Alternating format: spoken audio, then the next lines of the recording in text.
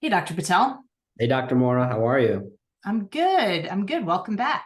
Um, so today I want to talk to you about uh, hormone imbalance and symptoms that we don't typically associate with Mm, that. So I'm just going to fire these off, and you tell me why there actually are indicators of said imbalance. So number okay. one, bloating. Oh man, you always ask me about bloating, huh? I know, bloating, our favorite thing. Bloating, I typically, outside of GI, which is not hormones, could be technically hunger hormones, right? But we want to think about male and female hormone imbalance. And Yeah. oftentimes, especially in females with menstrual cycle, bloating can be a big symptom.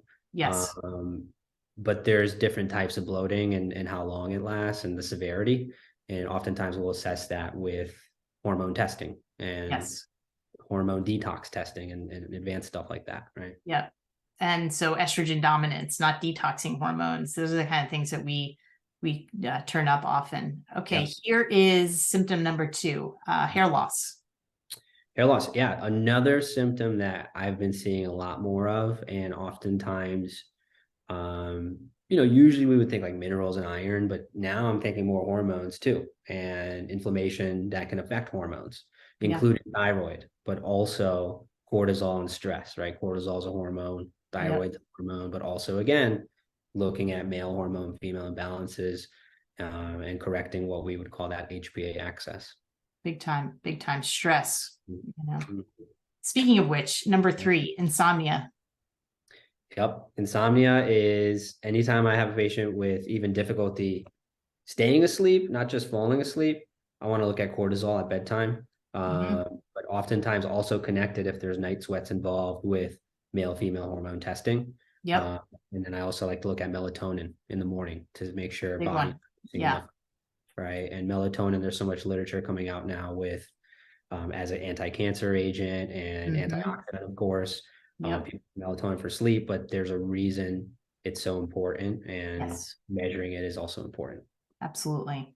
Number four, when we're many of our patients are interested in weight gain. Yeah, could talk about weight gain all day, right? Yeah. Weight gain, I typically think about with again, yeah, estrogen dominance or even progesterone, depending on Hmm. detoxification of it. For males, I also think of high estrogen, which is a big one that I see nowadays that Yep. oftentimes gets missed.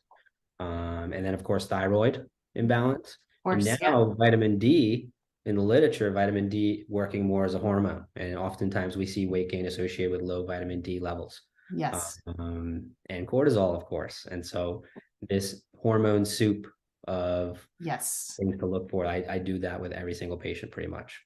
And one of the sneaky ones I've been looking at recently, leptin, right, Mhm. associated with mold toxicity. So that can be another hormone that Leptin we and gets ghrelin. complicated. Yeah, Yep. pair And together. our last and final one, we see so many patients with acne. Hmm. Yeah, and then usually we want to think leaky gut, but beyond that, hormones, right? Yep. Like high androgens for males and females High alike. androgens, right. Exactly. PCOS-like symptoms, oily skin, acne, Yep. stress and cortisol is a big one.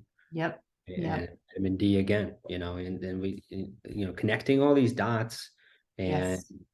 oftentimes acne didn't happen overnight, but it's it's it's affected by all these other factors, Exactly. direct and Exactly. indirect.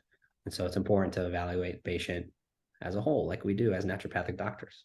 Yep, exactly. Yeah, all of these symptoms that we don't typically associate with hormones, we naturopaths were zeroing in on it really with almost every patient. Yeah, So yeah, root cause medicine, right? love it. Yeah, Thanks, Dr. Patel. you're welcome. Good to see you. Good to see you.